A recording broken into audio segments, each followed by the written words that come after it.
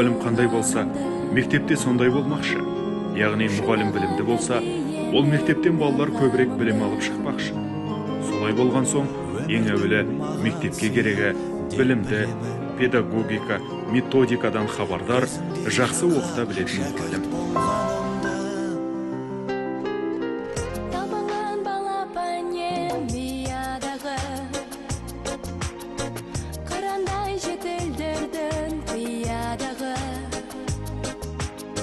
Остазға деген ыстық сағынышым,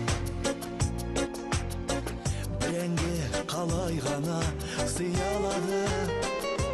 Остазым менің қамқорым едің, балаған асыл өнерге жүрегім дархан өзіңнің. Мұғалім өте ақылды, себебі ол бізге сабақ үйретеді, және де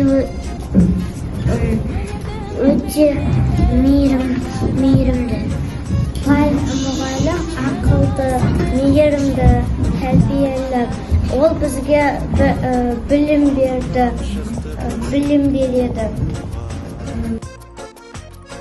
Қанша жыл қиялда